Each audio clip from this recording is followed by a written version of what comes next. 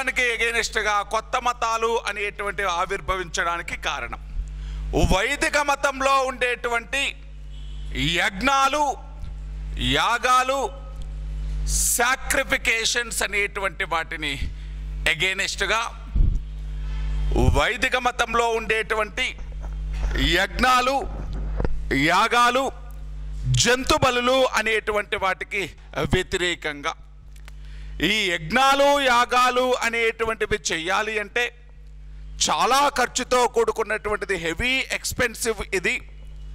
దానితో పాటు యానిమల్ సాక్రిఫికేషన్, జంతు బలులు అనేటువంటివి కూడా, ఈ జంతు బలులు అనేటువంటి వాటిని కూడా ఖండించడం జరిగింది. ఎందుకు ఖండించారు జంతు బలులు అనేటువంటివి అంటే, మనము మలివేద కాలం వచ్చేసరికి, లేటర్ వేదిక పీరియడ్, పోస్ట్ వేదిక పీరియడ్ వచ్చేసరికి మనుషుల యొక్క ప్రధాన జీవనాధారం ఏంటి అంటే వ్యవసాయం. తొలివేద కాలంలో పశుపోషణ, మలివేద కాలం వచ్చేసరికి వ్యవసాయం. పశుపోషణ ఆర్థిక వ్యవస్థ అయినా వ్యవసాయమైనా దేని మీద డిపెండ్ అయ్యి చేయాలి అంటే ఈ జంతువులపైన డిపెండ్ అయ్యి చేయాలి. కాకపోతే వీళ్ళు యజ్ఞాల పేర్లు చెప్పి, యాగాల పేర్లు చెప్పి ఈ ఎద్దులని, ఆవులని బలిచ్చేటువంటి వాళ్ళు, ఈ పశు సంపద అనేటువంటిది తగ్గిపోతుంది. ఈ ఆవులు, ఎద్దులన్నింటినీ కూడా ఈ యజ్ఞయాగాల పేరుతో బలిస్తా వెళ్తే మరి ఆ పశు సంపద తగ్గిపోయి దేంట్లో స్కేర్సిటీ వచ్చింది అంటే వ్యవసాయం చేయడంలో స్కేర్సిటీ, అంటే యానిమల్ స్కేర్సిటీ అనేటువంటిది వచ్చింది. ఇలా జంతువులన్నింటినీ కూడా మనము బలిస్తా వెళ్ళిపోతే మనం వ్యవసాయం చేసుకోవడానికి, మన యొక్క జీవనోపాధికి జంతువులన్నీ కూడా లేకుండా పోతాయి అని చెప్పి సాధారణ జనాలు యజ్ఞాలు, యాగాలను ఖండించడం జరిగింది. ఈ యజ్ఞయాగాలు అనేటువంటి ఉండేటువంటి వైదిక మతము అనేటువంటి దాన్ని అపోజ్ చేయడం జరిగింది. ఇది ఒక పాయింట్ అండి. ఈ జంతు బలులు అనేటువంటి వాటిని అపోజ్ చేశారు. యజ్ఞయాగాలు అనేటువంటివి చాలా ఖర్చుతో కూడుకున్నటువంటివి. ఇది సాధారణ ప్రజలు ఇవన్నీ కూడా చేయలేకపోతున్నారు. దీనితో పాటు వైదిక మతంలో ఉండేటువంటి రిచువల్స్ అనేటువంటివి, కర్మకాండలు అనేటువంటివి, వైదిక మతంలో ఉండేటువంటి రిచువల్స్, కర్మకాండలు అనేటువంటివి, ఈ కర్మకాండలు అన్నీ కూడా కొంతమందికేమో కర్మకాండలు అనేటువంటివి, రిచువల్స్ అనేటువంటివి, ఉపనయనం అనేటువంటిది కేవలం శూద్రులకు తప్ప, మహిళలకు తప్ప మిగతా వాళ్లకు పరిమితమైపోయింది. వాళ్ళనేమో ద్విజులు అంటున్నాం, మిగతా కులాల వాళ్ళని ఈ శూద్రులు, మహిళలు అనేటువంటి వాళ్ళకేమో ఉపనయనం చేసేటువంటి ఎలిజిబిలిటీ లేదు. దానితో పాటు ఏ కర్మకాండ చెయ్యాలన్నా, ఏ రిచువల్ చెయ్యాలి అన్నా బ్రాహ్మణుల సమక్షంలోనే చెయ్యాలి, వాళ్ళు మాత్రమే చెయ్యాలి. ఆ పూజా విధానం అనేటువంటిది కొంచెం ఖర్చుతో కూడుకున్నది అవడంతో ఈ కర్మకాండలు అనేటువంటి వాటిని కూడా, ఇవి కూడా ఎక్స్పెన్సివ్ అవడంతో వీటిని కూడా అపోజ్ చేసింది. దీనితో పాటు డామినెన్స్ ఆఫ్ బ్రాహ్మిన్స్, బ్రాహ్మణ ఆధిపత్యము అనేటువంటిది, డామినెన్స్ ఆఫ్ బ్రాహ్మిన్స్, బ్రాహ్మణాధిపత్యము అనేటువంటిది అంటే ఈ వర్ణ వ్యవస్థ అనేటువంటిది, ఈ కుల వ్యవస్థ అనేటువంటిది, ఈ 4 కులాలు అనేటువంటివి బ్రహ్మ నుంచే ఆవిర్భవించినప్పటికీ ఈ 4 కులాలలో కూడా ఎవరి డామినెన్స్ ఎక్కువగా ఉంది అంటే బ్రాహ్మణుల యొక్క డామినెన్స్ ఉంది. ఈ యజ్ఞం చేయాలన్నా కూడా బ్రాహ్మణులే, యాగం చేయాలన్నా బ్రాహ్మణులే, కర్మకాండలు చేయాలన్నా బ్రాహ్మణులే, రాజుకు సలహాలు ఇవ్వాలన్నా కూడా బ్రాహ్మణులే. ఇలా బ్రాహ్మణులు అనేటువంటి వాళ్ళ యొక్క డామినెన్స్ అనేటువంటిది పెరిగిపోయింది, బ్రాహ్మణాధిపత్యం అనేటువంటిది పెరిగిపోయింది. ఇది రిమైనింగ్ ఈ 3 వర్ణాలలో ఒక డిస్సాటిస్ఫాక్షన్కు కారణమైంది. ప్రతిదానికి బ్రాహ్మణుల మీదే డిపెండ్ అవుతున్నాం, సమాజంలో వాళ్ళ యొక్క డామినెన్స్ ఎక్కువైపోయింది అని ఈ 3 కులాల వాళ్ళు కూడా, 3 వర్ణాల వాళ్ళు కూడా బ్రాహ్మణ డామినెన్స్ని వ్యతిరేకించడం జరిగింది. బ్రాహ్మణ డామినెన్స్ ఏ మతంలో ఉంది? వైదిక మతంలో ఉంది. ఏ మతంలో ఉందండి? వైదిక మతంలో ఉంది. ఈ బ్రాహ్మణ ఆధిపత్యం వల్ల బ్రాహ్మణ ఆధిపత్యాన్ని ఎవరు అపోజ్ చేశారు అంటే ప్రధానంగా క్షత్రియాస్ అనేటువంటి వాళ్ళు అపోజ్ చేశారు. క్షత్రియులు అనేటువంటి వాళ్ళు బ్రాహ్మణాధిపత్యాన్ని ఎందుకు అపోజ్ చేశారు అంటే, యాక్చువల్గా రాజ్యాన్ని రక్షించేది మేము, రాజ్యాన్ని పాలించేది మేము, ప్రజలందరూ కూడా నా మాట వింటున్నారు, కానీ రాజు ఎవరి మాట వినాలి అంటే బ్రాహ్మణుడి మాట వినాల్సి వస్తుంది ప్రతిసారి కూడా.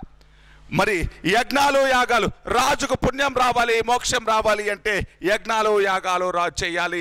రాజసు యాగం, అశ్వమేధ యాగం, వాజపేయి యాగం, ఏ యాగం చేయాలన్నా కూడా బ్రాహ్మణులే చేయాలి. మరి ఈ బ్రాహ్మణులు కూడా ఎవరిని కంట్రోల్ చేస్తున్నారు అంటే రాజులను కంట్రోల్ చేస్తున్నారు. మరి మనము ఇంత బలవంతులమై ఉండి రాజ్యం మొత్తాన్ని కూడా మనం రక్షిస్తుంటే మనము బ్రాహ్మణుల యొక్క మాట వినాల్సి వస్తుంది. ఇదంతా కూడా ఏ మతం వల్ల వచ్చింది అంటే వైదిక మతం వల్ల వచ్చింది. అందుకని ఈ బ్రాహ్మణాధిపత్యాన్ని వ్యతిరేకించారు. వైదిక మతంలో ఉండేటువంటి బ్రాహ్మణాధిపత్యాన్ని ఎవరు వ్యతిరేకించారు అంటే క్షత్రియులు. ఇదే టైంలో మిగతా వర్గాలైనటువంటి వైశ్యాస్ అనేటువంటి వాళ్ళు, శూద్రాస్ అనేటువంటి వాళ్ళు కూడా అపోజ్ చేశారు. వైశ్యాస్ అనేటువంటి వాళ్ళు ఏమంటున్నారు అంటే, వ్యవసాయం చేసేది మేము, వ్యాపారం చేసేది మేము, డబ్బులు సంపాదించేది మేము, రాజ్యానికి అవసరమైనటువంటి డబ్బులు ఇచ్చేది మేము, కానీ మమ్మల్ని మీతో పాటు అంటే మిగతా కులాలతో ఈక్వల్గా చేయలేదు.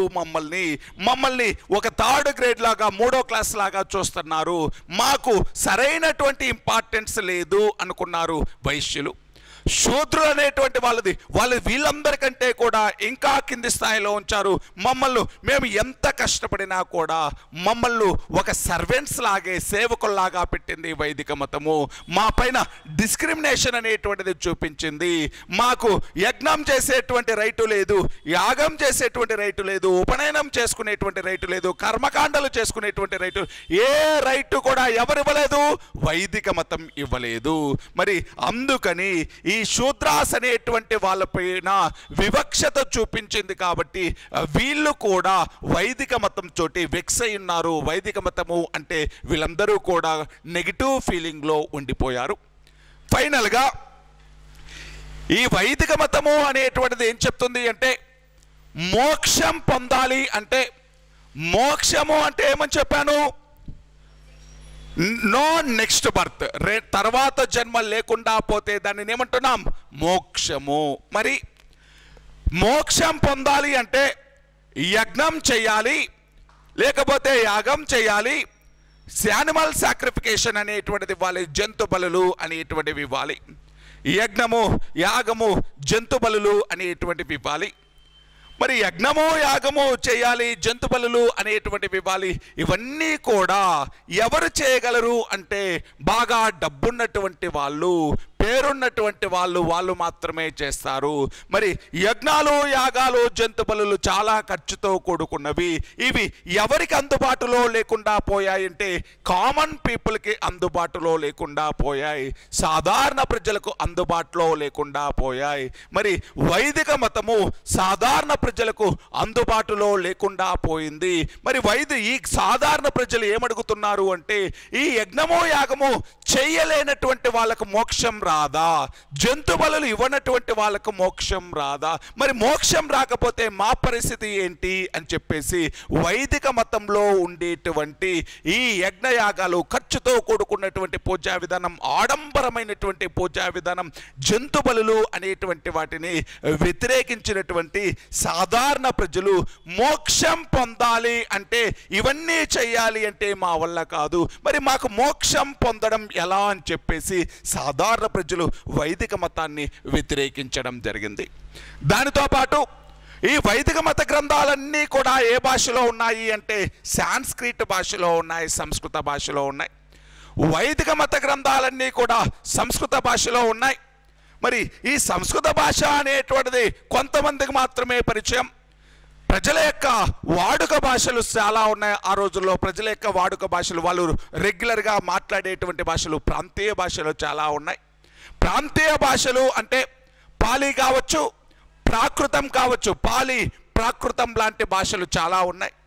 ఏ ప్రాంతంలో మాట్లాడేటువంటి రీజనల్ భాషలు చాలా ఉన్నాయి.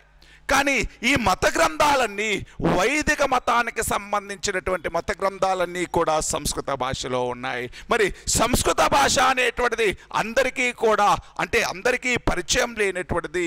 ఆ సంస్కృత భాషను ఎవరైతే నేర్చుకోగలడో వాడు మాత్రమే ఈ మత గ్రంథాలను చదవగలుగుతున్నారు. మరి మిగిలిన వాళ్ళ యొక్క పరిస్థితి ఏంటి? వాళ్ళ యొక్క సాధారణమైనటువంటి వాడుక భాషలో మత గ్రంథాలు లేకపోవడంతో ఈ సంస్కృత భాష అనేటువంటి దానికి ఎగెనిస్ట్గా మా భాషలో కూడా ఉంటే బాగుంటుంది మత గ్రంథాలు, అప్పుడు మేము కూడా ఈజీగా చదువుకుంటాం. మరి వాళ్ళ యొక్క ప్రజల వాడుక భాషలో ఈ వైదిక మతానికి సంబంధించినటువంటి బుక్కులు లేకపోవడంతో వాళ్ళందరూ డిస్సాటిస్ఫై అవుతున్నారు, అసంతృప్తి అనేటువంటిది లోనవుతుంది. ఇలా బ్రాహ్మణాధిపత్యానికి వ్యతిరేకంగా, జంతు బలులకు వ్యతిరేకంగా, యజ్ఞయాగాలకు వ్యతిరేకంగా, ఆడంబరమైనటువంటి పూజా విధానానికి వ్యతిరేకంగా, ఖర్చుతో కూడుకున్నటువంటి పూజా విధానానికి వ్యతిరేకంగా, సంస్కృత భాష అనేటువంటి దానికి వ్యతిరేకంగా, వర్ణా సిస్టమ్ అనేటువంటి దానికి వ్యతిరేకంగా ఈ వైదిక మతంలో ఉండేటువంటి ఈ డీమెరిట్స్ అనేటువంటి వాటిని ఫుల్ఫిల్ చేస్తూ, ఈ డీమెరిట్స్ అనేటువంటి వాటిని ఓవర్కమ్ చేస్తూ కొన్ని కొత్త మతాలు అనేటువంటివి రావడం జరిగింది. యాక్చువల్గా వైదిక మతం పైన వ్యతిరేకత అనేటువంటిది ప్రజల్లో వచ్చింది. వైదిక మతము అనేటువంటి దాన్ని అందరూ అంటే చాలామంది ప్రజలు వ్యతిరేకిస్తున్న టైంలో ఆ గ్యాప్ను ఫిల్ చేయడానికి, ప్రజలలో ఉండేటువంటి ఆ డిస్సాటిస్ఫాక్షన్ తగ్గించడానికి, అసంతృప్తిని తగ్గించడానికి, వాళ్ళకి కూడా మోక్షం పొందేటువంటి రైట్ ఉంది అని చెప్పడానికి వచ్చినటువంటివే మత ఉద్యమాలు అనేటువంటివి. మొత్తం అటువంటి మత ఉద్యమాలు ఎన్ని వచ్చాయండి? 62 మత ఉద్యమాలు వచ్చాయి. ఈ 62 మత ఉద్యమాలు అనేటువంటివి అంటే 62 మత ఉద్యమాల్లో ఎక్కువ మంది ప్రజలు అనేటువంటి వాళ్ళు బుద్ధిజం, జైనిజం అనేటువంటి వాటిని అడాప్ట్ చేసుకోవడం జరిగింది. ఈ బుద్ధిజం, జైనిజం అనేటువంటి దాంతో పాటు అజీవక మతము, చార్వాక మతము, వైశేషిక మతము, వీటిని చాలా తక్కువ మంది మాత్రమే అడాప్ట్ చేసుకున్నారు. అందుకని ఈ 62 కొత్త మతాలు అనేటువంటివి ఆవిర్భవించినప్పుడు మరి ఈ 62 కొత్త మతాల్లో ఒక్కొక్క మతం గురించి నేర్చుకుందాం. దానిలో ఫస్ట్ది ఏంటి అంటే బుద్ధిజం, బౌద్ధ మతము అని పెట్టుకోండి హెడ్డింగ్ అండి. బౌద్ధ మతం. నేను ఏం చెప్పాను ఇప్పుడు? కొత్త మతాలు ఆవిర్భవించడానికి కారణాలు చెప్పా. ఇదే టైంలో అంటే భారతదేశంలో మలివేద కాలం తర్వాత అంటే షోడశ మహాజనపదాల కాలం అంటే క్రీస్తు పూర్వం 5th సెంచరీలోనే ప్రపంచంలో కూడా కొన్ని సంఘటనలు జరిగాయి. ఎటువంటి సంఘటనలు అంటే గ్రీకు దేశంలో సోక్రటీస్ అనేటువంటి వ్యక్తి కొత్త ఫిలాసఫీ చెప్తున్నాడు అప్పుడప్పుడే. గ్రీకు దేశంలో సోక్రటీస్ అనేటువంటి వ్యక్తి, చైనా దేశంలో కన్ఫ్యూషియస్ అనేటువంటి వ్యక్తి, కన్ఫ్యూషియస్ ఆయన ఒక కొత్త మతాన్ని, కన్ఫ్యూషనిజం అనేటువంటి కొత్త మతాన్ని స్టార్ట్ చేశాడు. అదేవిధంగా పర్షియా దేశంలో జొరాస్టర్ అనేటువంటి వ్యక్తి జొరాస్ట్రిజం అనేటువంటి మతాన్ని స్థాపించాడు. అంటే కొత్త కొత్త తాత్విక సిద్ధాంతాలు, కొత్త కొత్త ఫిలాసఫీస్ అనేటువంటి వస్తున్న టైము ప్రపంచంలో కొత్త సిద్ధాంతాలు వస్తున్న టైము, కొత్త తత్వవేత్తలు వస్తున్నారు, ఫిలాసఫర్స్ వస్తున్నారు, కొత్త కొత్త భావాలు చెప్తూ ఉన్నటువంటి టైంలో భారతదేశంలో కూడా అప్పటి వరకు ఉండేటువంటి ఆ మతాన్ని ఎగెనిస్ట్గా, ఆ మతానికి ఎగెనిస్ట్గా కొంతమంది తత్వవేత్తలు అనేటువంటి వాళ్ళు వచ్చారు. వాళ్ళలోనే గౌతమ్ బుద్ధుడు, వర్ధమాన మహావీరుడు లాంటి వాళ్ళు. మరి అటువంటి వాళ్ళ గురించి నేర్చుకుందాం. ఫస్ట్ ఏ మతం గురించి నేర్చుకుందాం? బౌద్ధ మతము, బుద్ధిజం.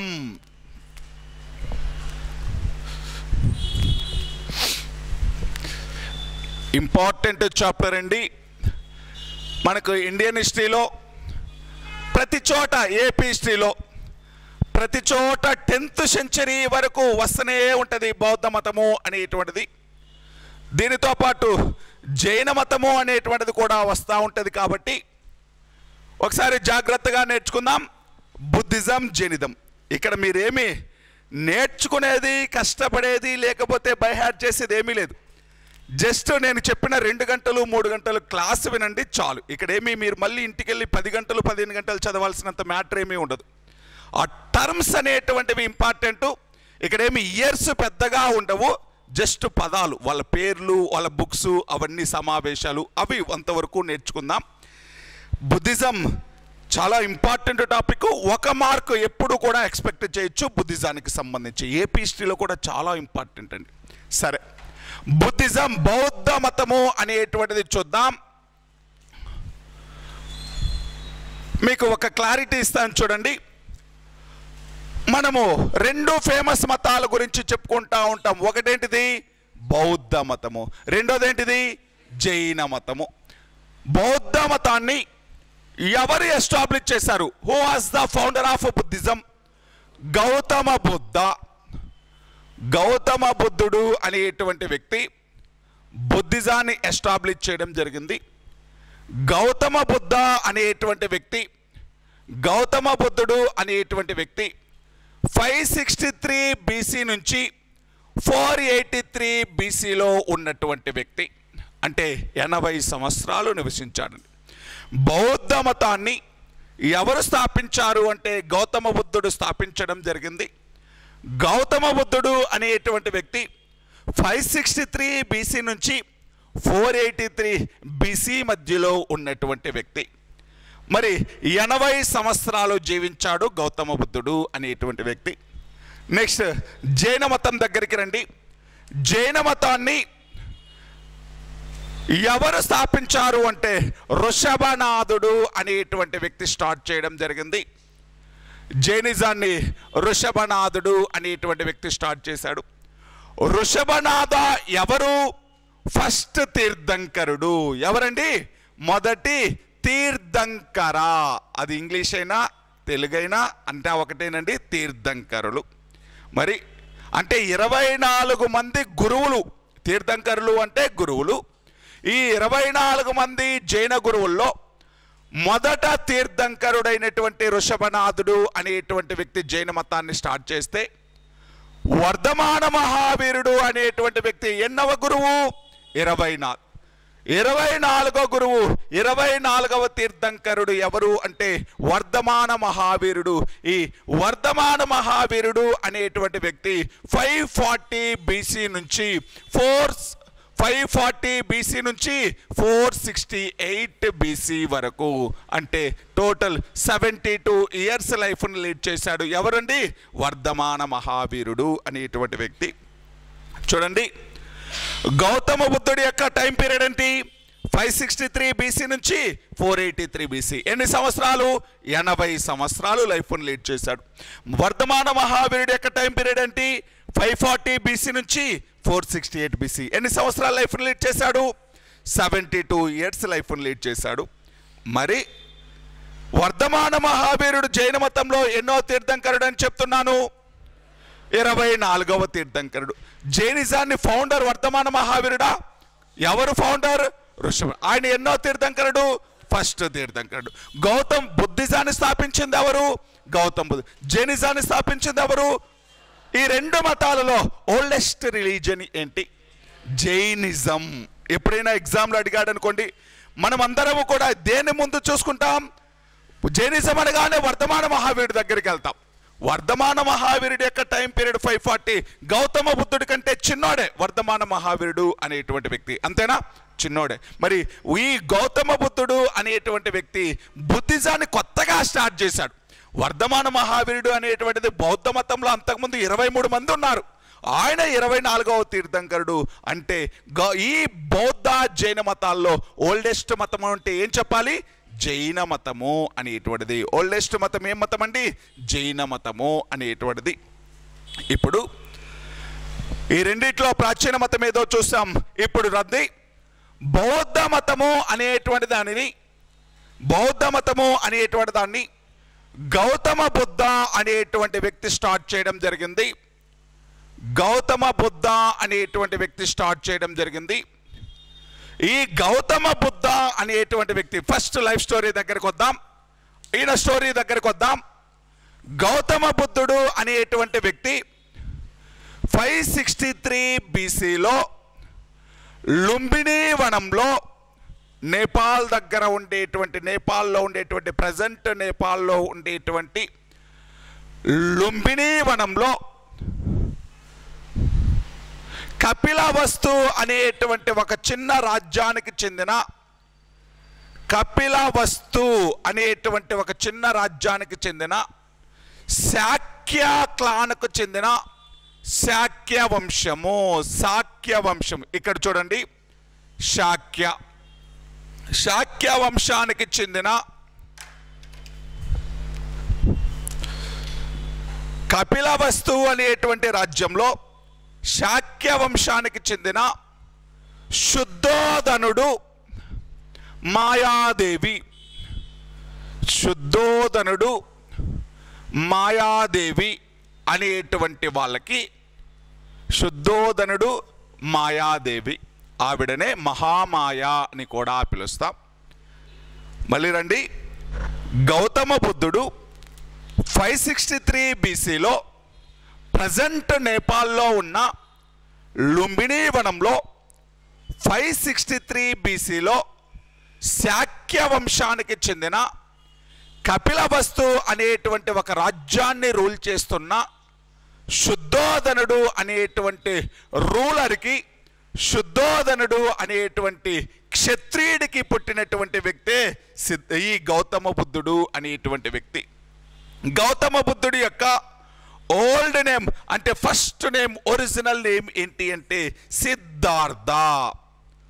సిద్ధార్థుడు అనేటువంటి వ్యక్తి, ఇతని యొక్క అసలు పేరు, ఇతని యొక్క పేరెంట్స్ పేరేంటండి? శుద్ధోదనుడు, మాయాదేవి. ఇతని యొక్క క్లాన్ ఏంటి? శాక్య వంశము అనేటువంటిది. ఇతని యొక్క క్లాన్ ఏంటండి? శాక్య వంశము అని. ఇతను ఏ రాజ్యానికి సంబంధించిన వ్యక్తి? కపిలవస్తు. ఎక్కడ ఇతని బర్త్ ప్లేస్ ఏంటి? లుంబిని వనము అనేటువంటిది. మరి ఈ మాయాదేవి అనేటువంటి ఆవిడ, మాయాదేవి అనేటువంటి ఆవిడ యాక్చువల్గా,